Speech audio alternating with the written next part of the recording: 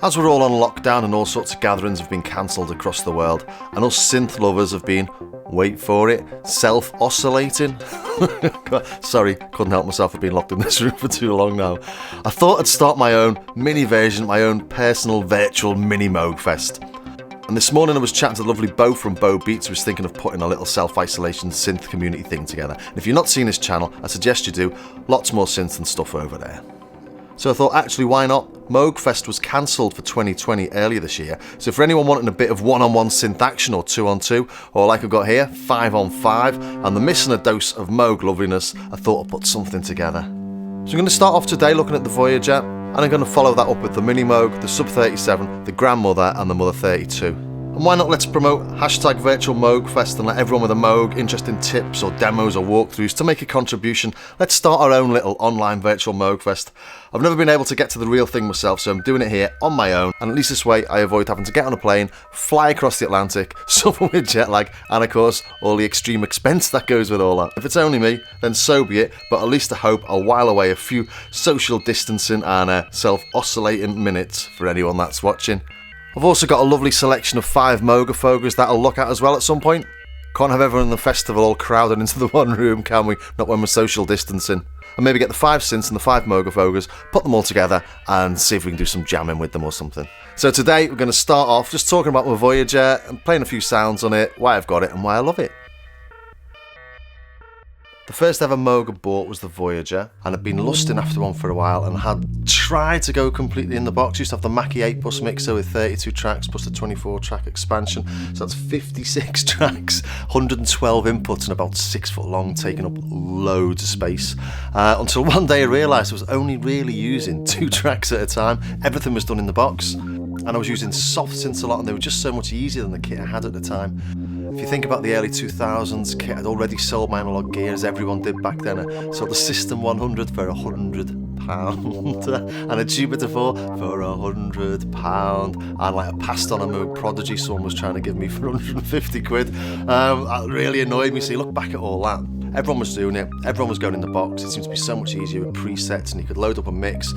Imagine a mix with like 56 tracks on it, and just trying to get that mix back up again to sound good, so you tended to just work on the one track.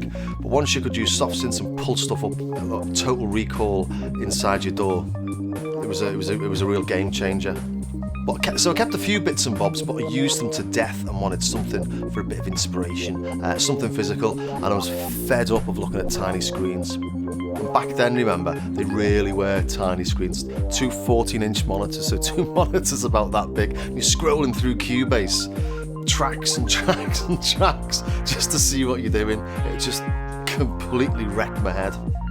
Anyway, this came up on eBay and I put on a crazy bid and completely forgot about it. Not to bring the mood down and going all X Factor and sad story, but cue sad music. But my father was dying of cancer, and I just thought, sod it, why not? Life's too short, just get it, you never know what's around the corner. And I did. And anyway, oddly enough, the bid went through and I won the auction the day he died. And like I say, completely forgotten I'd even put a bid on it, so I took that as a sign from God.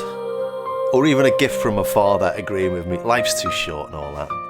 Well, I didn't really, or well, maybe I did, but it was a good excuse to persuade myself to spend the cash. Brought it home, plugged it in, and did a filter sweep. Let's just turn all these off. I just resonance on full. Watch your ears.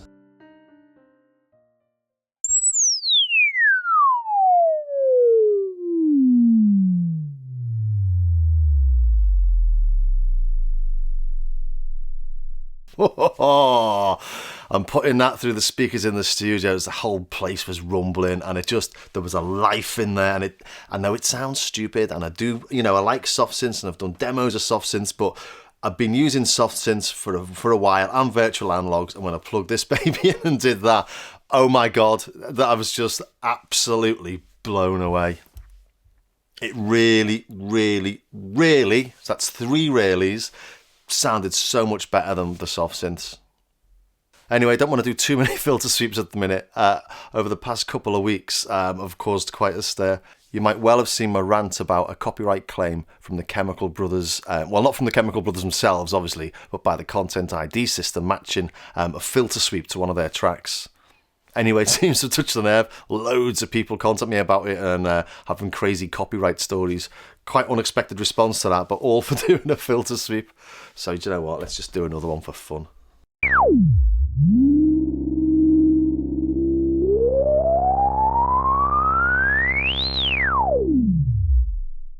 Never get enough of that.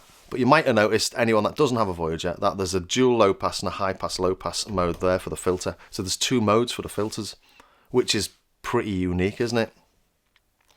You've got this high pass and low pass mode, and the filters are then a high pass filter and a low pass filter in series.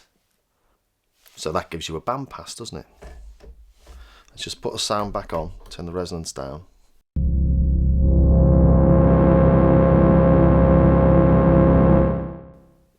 Bit mental, let's maybe turn the noise off.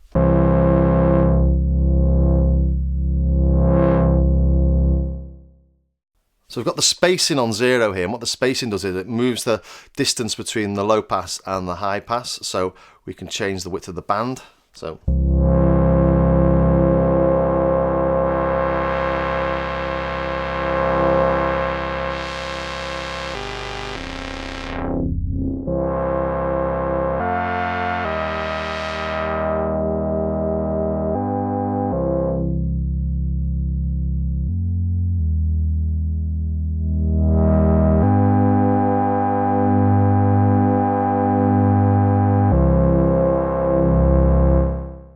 So nice subtle changes in tone you can get there.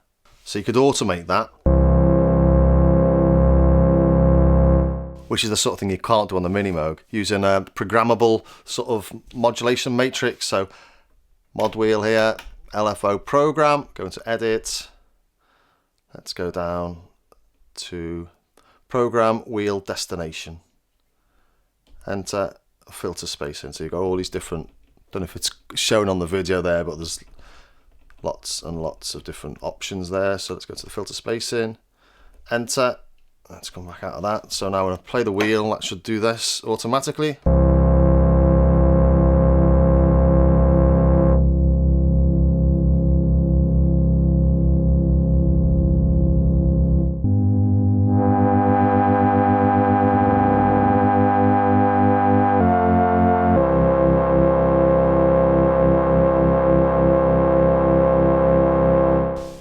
So lovely, nice subtle change there. As I say, you can't do that on the Sub 37, you can't do it on the Minimoog, you can't do it on the Grandmother, or maybe actually you could do it on the Grandmother because you've got the high pass and the low pass, so you can maybe configure the LFO to do that, but not as easy as this. In the dual low pass mode, you've got 2 low pass filters.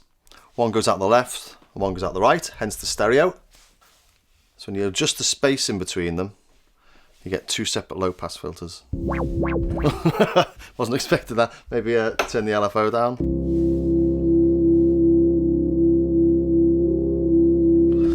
So there you can hear that I've got the spacing at 0, not quite on 0 on the knob, but when I change that, you're going to get 2 peaks.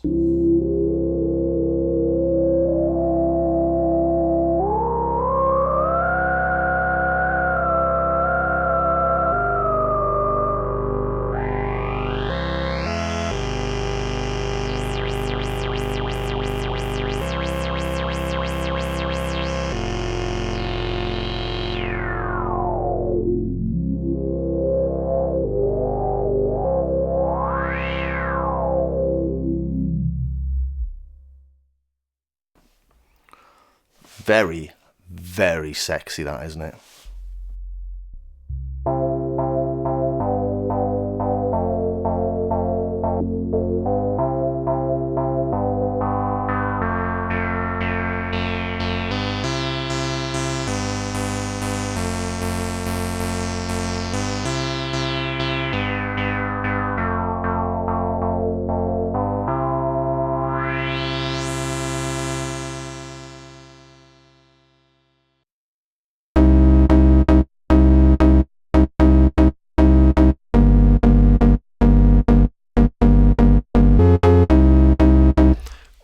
They're all just beautiful.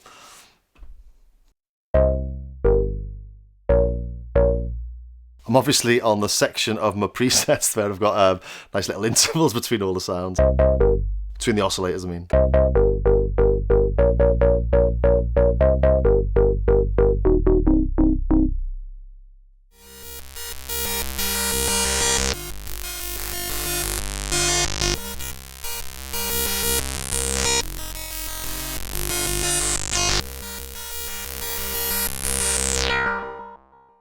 So that's the Voyager, and as I say, the first ever Moog I ever bought.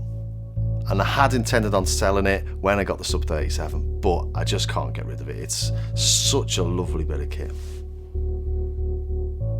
It's got a smoother sound than the Sub 37, and it can't get as brittle as the Minimoog. I hope you enjoyed that, and if you did, don't forget to subscribe, and maybe even pop over to my Patreon page to help support the channel. It'd be great to have you on board. And in the next one, I'm going to be looking at the Minimoog.